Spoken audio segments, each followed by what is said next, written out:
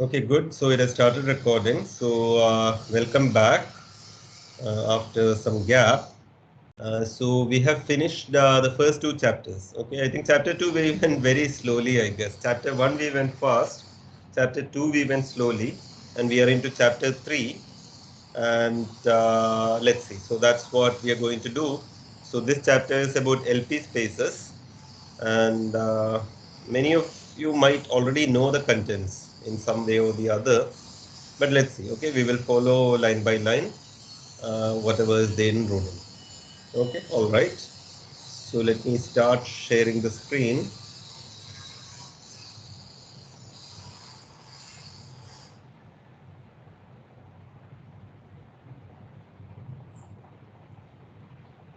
You can confirm that you can see the slides in full view. Yes. Yes. Okay. Yes. And so this is lecture 14. We are starting chapter 3. So what are the keywords today? Jensen and Minkowski and Holder. All of you have seen inequalities in these names Yes. Yes. in MSc? Yes. Yes. Okay. But you might have seen it over Euclidean space or something, or in general? Yes. Yes. Minkowski and Holders we saw in general for in functional analysis. What do you mean by general? Means any non-linear space. Any non-linear, not any non-linear space. No, these are LP spaces, right? Means for Minkowski. I think what is traditionally called Minkowski inequality is the triangle inequality in an LP space. Yes. So yeah, so you have seen this in functional analysis this semester or even before coming to IIT? even before in my MS. So anyway, it's all easy and we will do it fast, and Rodin has the best pros, so we will take it. Jensen, you haven't seen? Yes, sir. I seen Jensen inequality in real valued function. Okay. So let's see everything in general. Okay, so today we are into chapter 3. So just remind me, what did we do in the last class? What was the result called?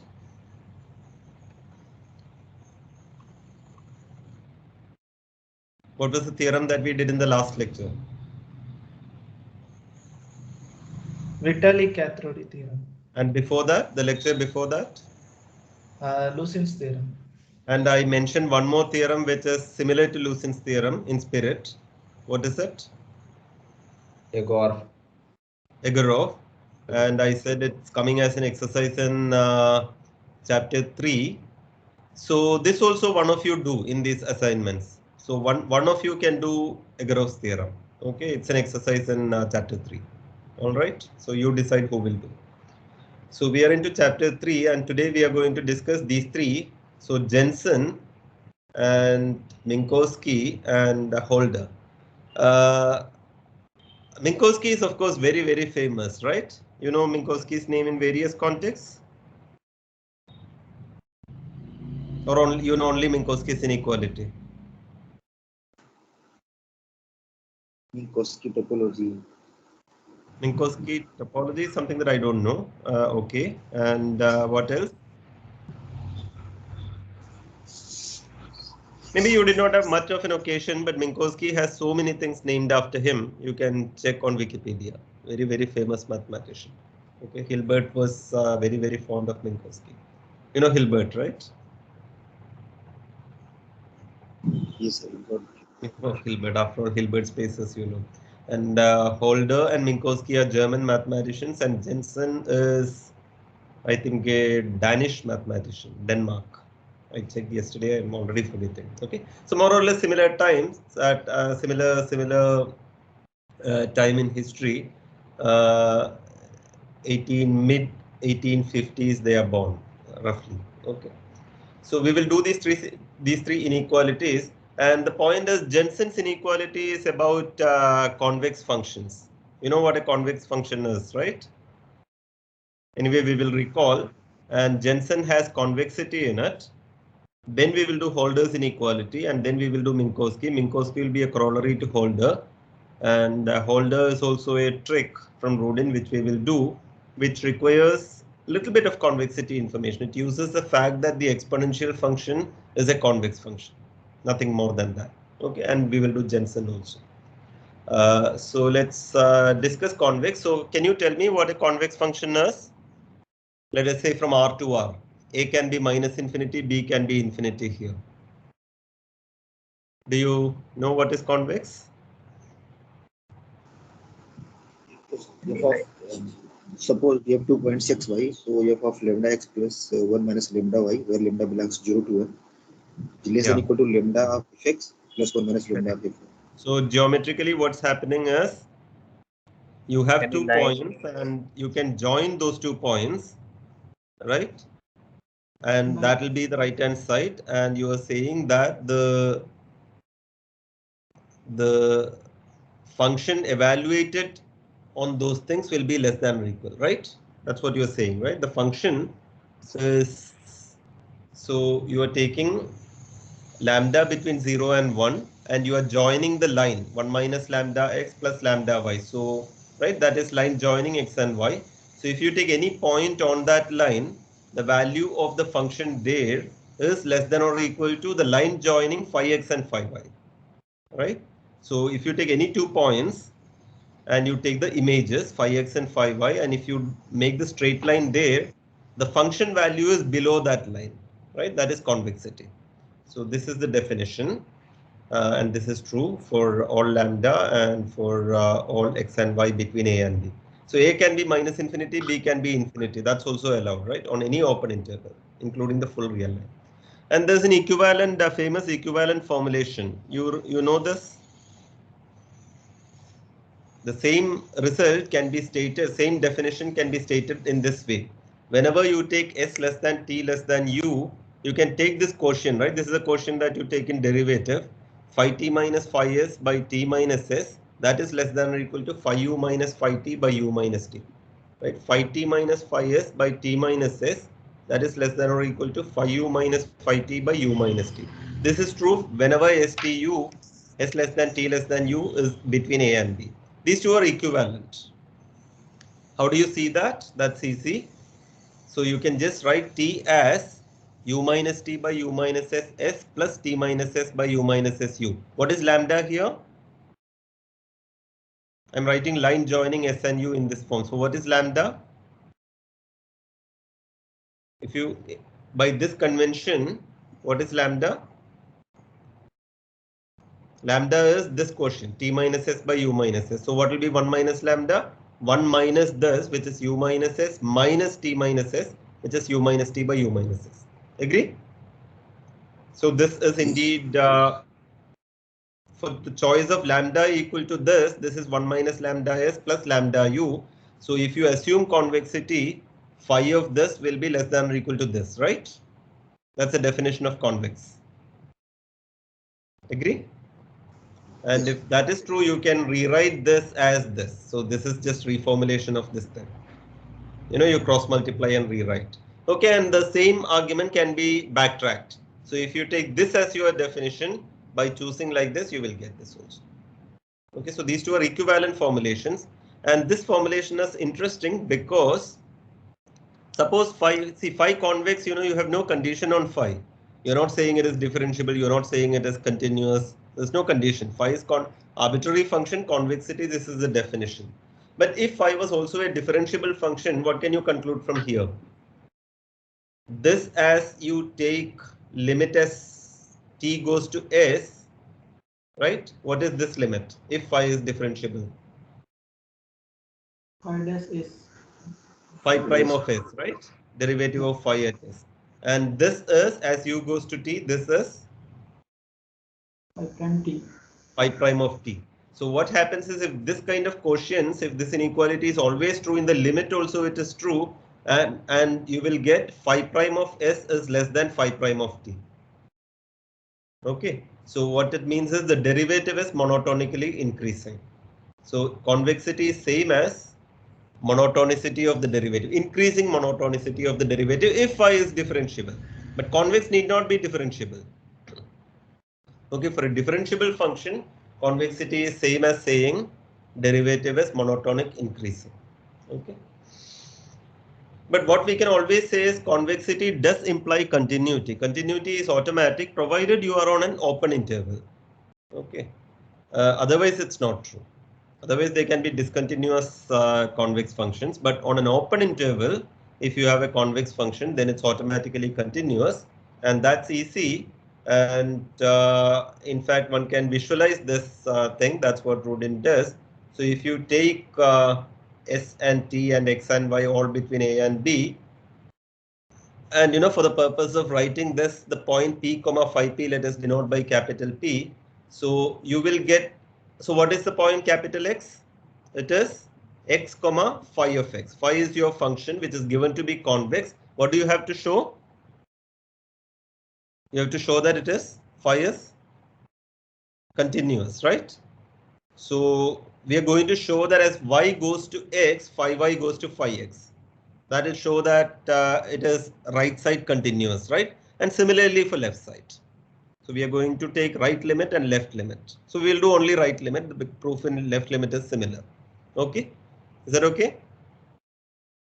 So the point X, X is the point small x comma phi of X is on or below the line SY. You agree? Capital S is S comma phi S. Capital Y is Y comma phi Y, and you join those 2 points, that is the line SY, and X is on or below it. Why is that? By convexity. That's the definition of convexity. Okay.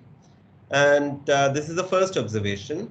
And next observation is the point Y is on or above the line joining S and X. That is just from this. You just visualize this. You have S and Y and X is below. So if you join S and X and extend it, Y has to be above, right? Just visualize this. You have S and you have Y, and you know that X is below it. So if you join S and X and extend that line, let me just call it Sx, but Sx is extended, then Y has to be above, right? If X is below Sy, then Y is above Sx. You agree? Just draw the picture, then it's clear. Okay, Y is on or above the line joining S and X, and by convexity again Y is below the line xt. Again convexity. So now you draw the picture on a piece of paper and see what is happening. Y is above S and X, Sx, and Y is below xt, and this is happening simultaneously. So if you move Y towards more and more towards X, what happens? From the pictures that you draw, you take small y closer to X. So this point capital Y is above Sx and below xt all the time. As Y goes towards and towards X also, this property is true. So what is happening in your pictures? Can one of you just draw and tell me what is happening? When T goes to close to X, then no, I'm only S and T are fixed. I'm just moving Y towards X. S and T you fix, and you know that capital Y is above Sx and capital Y is below xt, and you move small y more and more close to X. So what will happen to the point capital Y and capital X?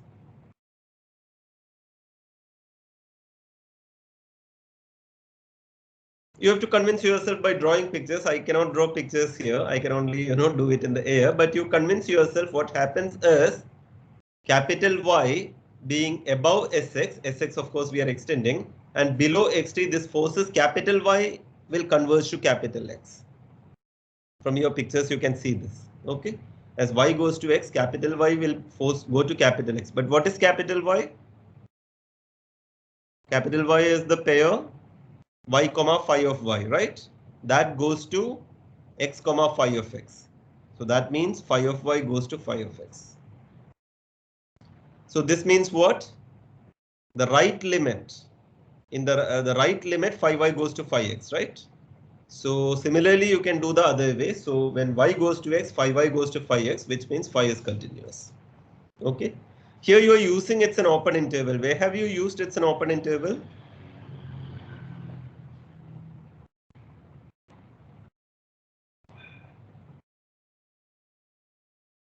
All these things are open because, I mean, basically you are extending this also, right? So you have a little bit more where you are doing this analysis. Okay. Or you can easily give a counter example to show that openness is required. Think about it. And so convexity implies continuity. We are going to use this small fact in the proof of Jensen's formula. Okay. So now let us state Jensen's formula. So you have an arbitrary measure space x comma m comma mu. X is your space, m is the sigma algebra, mu is a positive measure, which means this. And you are assuming that the total volume is 1. Okay. Basically, this only means finite, right? If you have finite volume, you can divide by the total volume and assume that the volume is 1. But in order to state my formula, I need the total volume to be 1. Okay. So total volume is 1 and you have a function f on x which is valued in this open interval. Here a can be minus infinity, b can be infinity. Okay, so ab can be the full real line also. You know that it is valued in this open interval and you also know that it is in L1 mu. What does that mean? Integral f d mu is finite. Okay, this much you know, and you have a convex function. Okay, defined on AB. So phi composed f makes sense, right? Phi composed f is a function from where to where? Phi composed f is a function from X to R. x to R. R. And phi composed f, and phi is convex, and it's on an open interval. Therefore, from the previous slide, what can you conclude about phi? Continuous. Continuous. And phi composed f is, when I say f is in L1 mu, it is understood that f is measurable, right? L1 mu consists of those measurable functions for which the integral is finite. So f is measurable, phi is continuous. Therefore, what can you say about phi composed with f? Measurable. More generally, Borel composed with measurable is measurable. Here it's continuous, so it is measurable. So phi composed f is measurable on x real valued. So what can you do if you have a nice measurable function? You can take its integral, right? Yes. So integral of phi composed f d mu makes sense. Agree? Yeah? Yes, sir. Yes, sir. Yes, sir. And on the other hand, f is measurable, f is in L1 mu, so integral f d mu is a finite number. Yes? Integral f d mu is finite. But can you say that integral f d mu actually belongs to the interval a comma b? Do you see that? Integral f d mu, I say that it belongs to, it's a number, right? I'm saying that that number is in the open interval a comma b. Do you see that?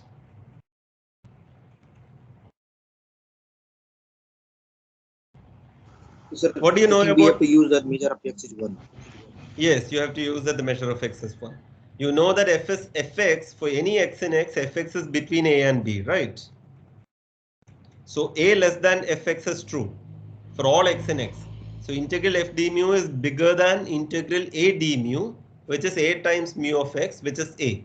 Similarly, this is less than b. So integral f d mu belongs to the open interval ab. Therefore, phi of integral f d mu makes sense, right? Because phi is defined on interval a to b. So you have two quantities. One is integral of phi composed f, and the other is phi of integral of f. And you are going to say that there is an inequality.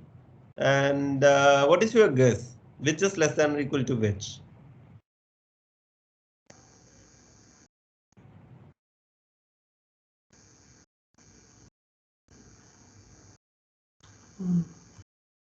Take a guess. That will be the result. Jensen's inequality says that one of this is less than or equal to the other. How do you remember the inequality? If is T is mod x, Inequality always said phi of something is less than something of phi. Indication of yeah, phi. yes, and that can be seen, that can be remembered easily because you know that phi of integral of f is a finite number for sure, right? Because phi is real valued, so it's a finite real number. Whereas phi composed f need not be in L1 or anything. So integral of phi composed f can be even infinity. So that has to be on the bigger side. Another way in which I remember is we all know that modulus of integral is less than or equal to integral of the modulus. Right? So it's in that spirit with phi as modulus. Right? Is absolute value a convex function?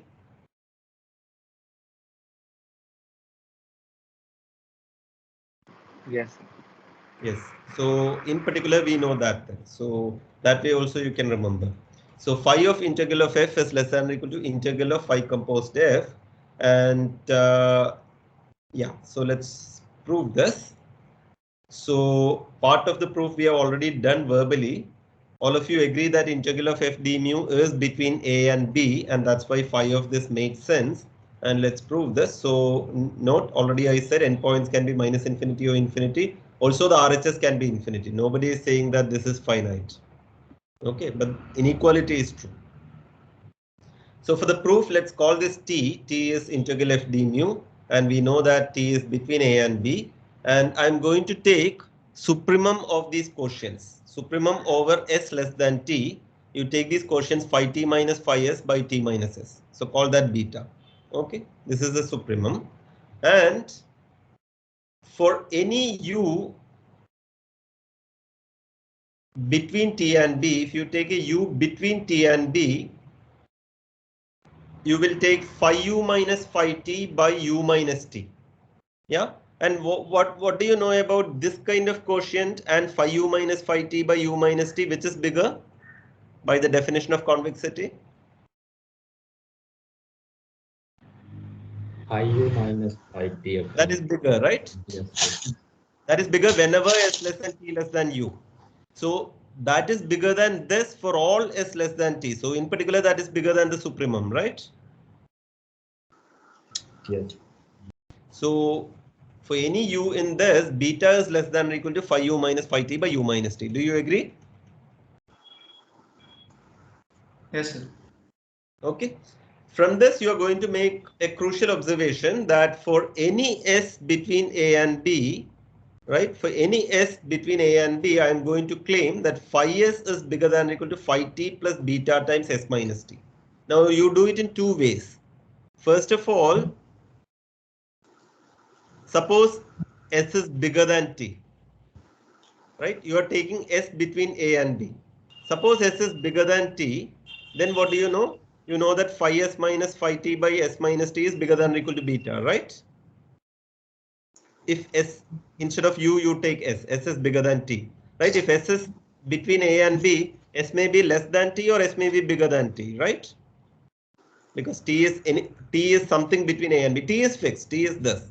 So s may be bigger than t or smaller than t. Both you have to analyze. If s is bigger than t, you agree beta is less than or equal to phi s minus phi t by s minus t, right? Yes. Yes. Which is same as this, no?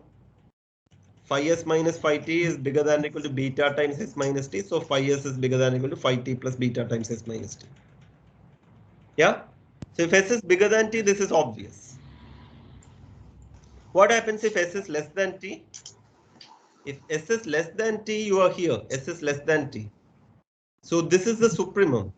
So what you know is phi t minus phi s by t minus s is less than or equal to beta. Agree? Yeah? Yes, Phi sir. t minus phi s by t minus s is less than or equal to beta. Yes, sir. Yes? Now what you do is you multiply by both sides by s minus t. S minus t is positive or negative? Negative. Negative. Negative. In an inequality, when you multiply by a negative number, what happens to the inequality? Equal to change to greater than equal. Yeah, it changes. So you will get phi t minus phi s by t minus s less than or equal to beta. You multiply by the negative number s minus t. So you will get phi s minus phi t bigger than or equal to beta times s minus t, which is same as this. So this is true for all s. Whether it is less than t or bigger than t, this is true. Okay. So same thing I have given here. So in both cases you have this. And now what am I going to do? Now, so I have got this inequality. And can you guess what the next step is?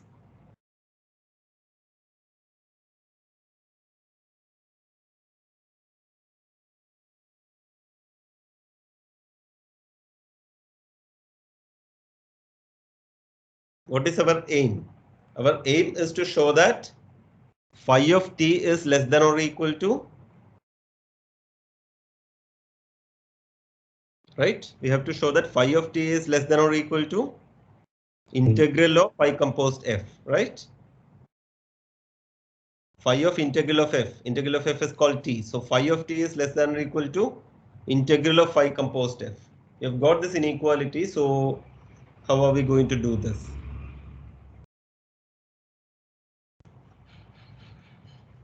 This is true for any s between a and b. So you can take s to be, you know that the function f, right? Function f we haven't used. Function f is valued between a and b, no? That is given to you, right? F Yes. is valued between a and b. So instead of s, you can take f of x, no? Yes, sir. So you will get phi of f of x is bigger than or equal to phi t plus beta times f of x minus t, and this is true for any x in x, right? Agree? So you will get phi of f of x minus phi t minus beta times f of x minus t is bigger than or equal to 0. Greater than or equal to beta times this that you have taken to this side. How do you finish the proof now? Just one line, just one word.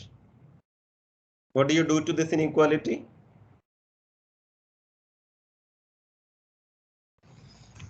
See, after all, you're interested in integral of phi composed f. Yeah, just integrate this inequality. If you integrate this inequality, what is the first thing? What is this when you integrate? It is integral of Phi composed with f. phi composed with f d mu minus phi t d mu. But that is phi t times mu of x. Mu of x is 1. So that remains as phi t. Agree? Yes. Yes. Integral of phi t is phi t because mu of x is 1. And beta comes out, and this is integral of f d mu. But what was your notation for integral f d mu? T. T. And this will be t times integral d mu, which is again t because mu of x is 1. So this is t minus t, so that cancels. So you have proved the result, right? So when you integrate, and integration is justified because phi composed f is measurable, you will get integral of phi composed f minus phi t times 1 minus beta times t minus t is greater than or equal to 0, and that's enough. Therefore, you have got this. Okay, so this is the proof of Jensen's inequality. So you've used the fact that convex on an open interval is automatically continuous. Proof is clear? And Rudin has some nice corollaries. For example, your usual geometric mean is less than or equal to arithmetic mean is a trivial example of Jensen's inequality. Can you guess what are the functions and what is your x, etc.? GM is less than or equal to AM. X1 plus x1 times x2 power half is less than or equal to x1 plus x2 by 2. That is an example of Jensen's inequality. What do you do? What is your space and what is your measure? If you just have to prove it for 2, you want to prove that root of x1, x2 is less than or equal to x1 plus x2 by 2. What is your space capital X? Capital X is just the set 1, 2. You take 1, 2. Okay. Now you have to define a function f. So f of 1 you have to define and f of 2 you have to define. So you take f of 1 to be x1 and f of 2 to be x2. What is the measure mu? What is the only measure that you know on a finite set? Counting measure. Yeah, so you have to normalize so that mu of x is 1. So what will be mu of 1 and what will be mu of 2? Half. 4 will be Half, half. You take half, half, so that the total measure is 1, right? yes. Yes. With all this, what will be integral of f d mu?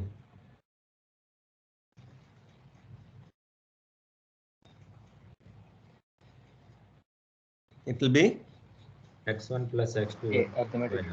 Yes. x1 plus x2 by 2. Yes. And yes, you will get x1 plus x2 by 2.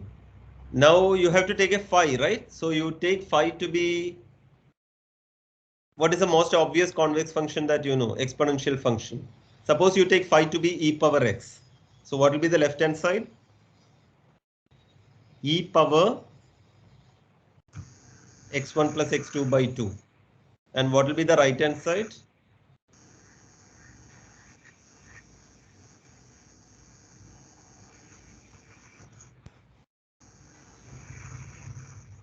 E power x1 plus e power x2 by 2. Phi composed with f, no? So phi composed f of 1 is phi of x1, that is e power x1. Yeah, e power x1 plus e power x2 by 2, right? Yeah. So you Yes. have got e power. You've got e power x1 plus x2 by 2 less than or equal to e power x1 plus e power x2 by 2. Is that correct? Yes. Now what will you do? Logarithm. Okay, so that is also will preserve the inequality. So what will you get?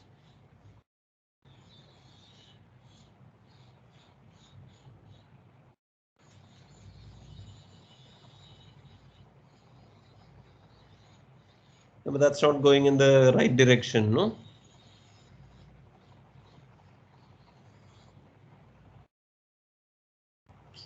Yes, sir. We have to prove something else. Something? Okay, think about it. So the most basic inequality is GM less than or equal to AM, and you will get many other inequalities. So what I want to stress is that Jensen's inequality is very powerful because phi is any convex function, f is an arbitrary measurable function. And what I want to tell you is that, you know, this is a place where I can make very, very nice questions because lot of choice I have.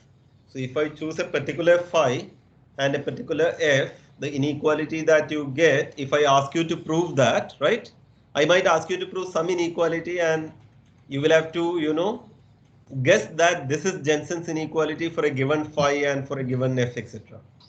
Okay. We have to So, such phi. Yes. Yes, sir. We have to look after such phi Yeah, and you f. have to guess. You have to guess what phi I might have thought of, right? So it's not easy to answer, but it's easy to make good questions. So keep that in mind and look at these examples that Rudin has given in full detail, and I have not put it in the slides. Okay.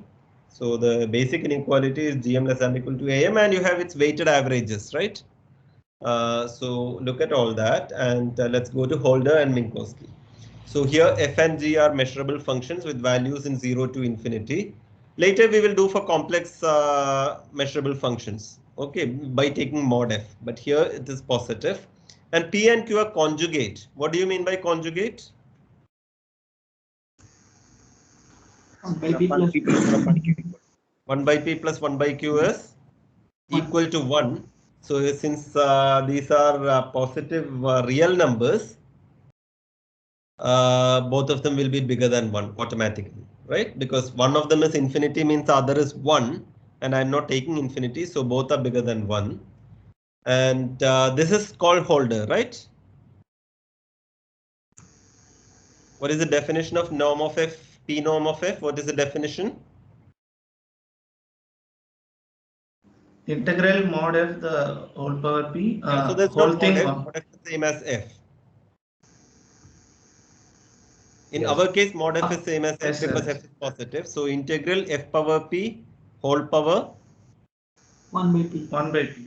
1 by p. Okay, so with that definition, the 1 norm of fg is less than or equal to p norm of f times q norm of g, and Minkowski is for any p, triangle inequality is true for the norm. So let's prove Holder first, and so there's an extra pause here.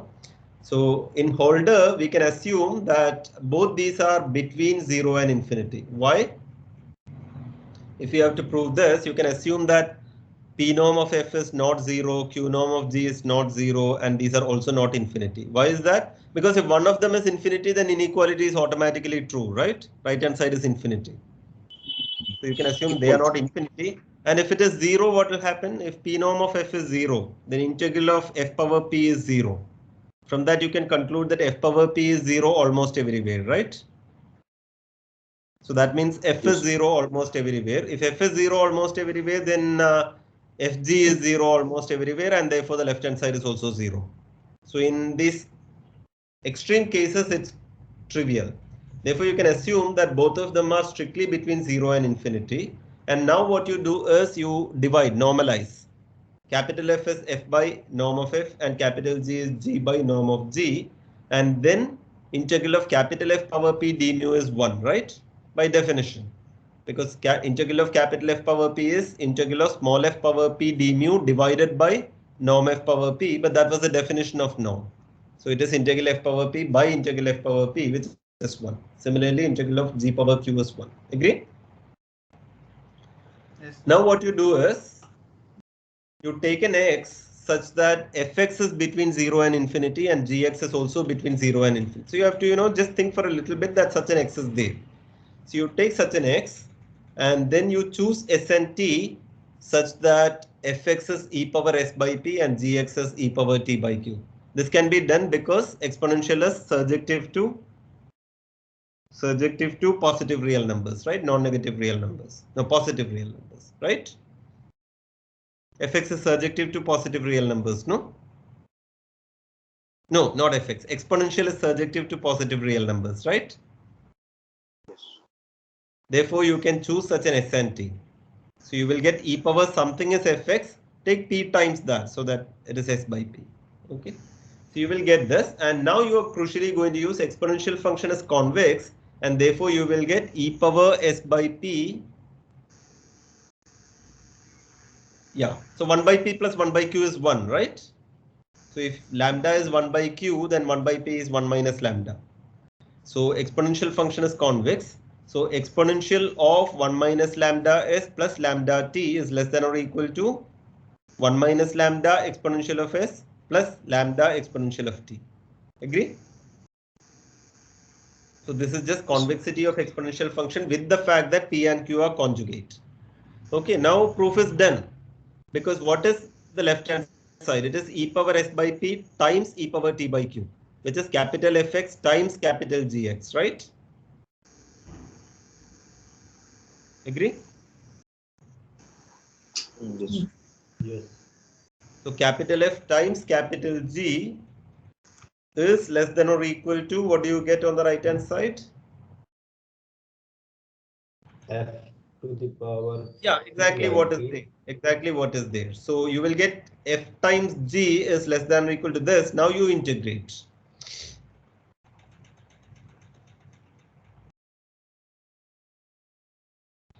So you will get integral of Fg is less than or equal to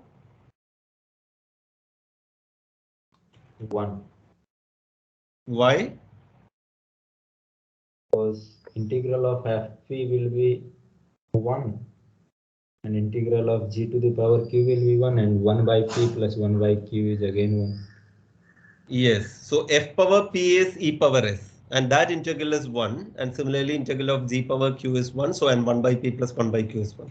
So you will get integral of capital F capital G is less than or equal to 1. And that's what we need to show, right?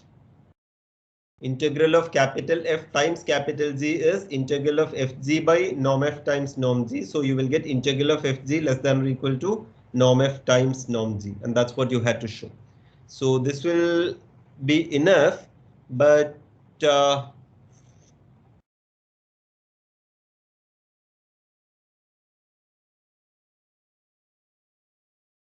Yeah, so this wording is not correct, no? This wording Yes. is not correct. This wording is not correct. What should I write? If norm of f, p norm of f is finite, then f should be finite. Means f should be Yeah, finite almost everywhere. everywhere. Almost everywhere. Yeah. Almost everywhere. So what should be the correct wording? So it is means I just have to say that for almost every x, this is true. yes. That's what I have to say, right? For almost every x, this is true, and then you continue. And for almost every x, this is true because Because norm of p norm of a small f is like finite and q norm of no, f is this, so it is fx by norm of f. Yeah, and fx is anyway a, but fx also can be infinity, no? Yeah, but almost everywhere. almost everywhere finite. Yeah, almost everywhere f is not 0 or not infinity, right? Small f. Almost everywhere small f is finite from our assumption, right? Yes. And same for g, and so I should just revert that. Almost everywhere we know this and then continue. Okay, so I'll make that correction. This is enough is clear, no? Because this is f by norm f and g by norm g. Norm f and norm g are constants which come out. So you will get integral of small f small g less than or equal to norm f times norm g. And integral of small f small g is same as 1 norm of fg. So this is what we have to show. Okay, so Holder is done. So it's all easy, and Minkowski is also easy once you observe this trick. F plus g power p you write as f times f plus g power p minus 1 plus g times f plus g power p minus 1. And now what will you do? What is the next step? Apply Holder to both these terms. Apply Holder for this and apply Holder for this. That's all that you have to do. Okay, so applying Holder to this, what will you get? Integral of f times f plus g power p minus 1 is less than or equal to integral of f power p whole power 1 by p integral of f plus g power p minus 1 times q whole power 1 by q, right? That's Holder. Yes. Agree? Yes, sir. And similarly for the other one, g times f plus g power p minus 1, this is integral g power p power 1 by p times integral of f plus g p minus 1 q d mu power 1 by q. Now what will you do? What is the most obvious next step? Add these two inequalities. When you add these two, what is the left hand side? Left hand side will be integral this plus integral this, which is integral of this plus this, which is f plus g power p, right? Left hand side will be integral of f plus g whole power p because it will be integral of this. Okay, and right hand side, this is common factor, no? This is common factor. So times integral f power p power 1 by p plus integral g power p power 1 by p. Okay, but what is this? What is p minus 1 times q?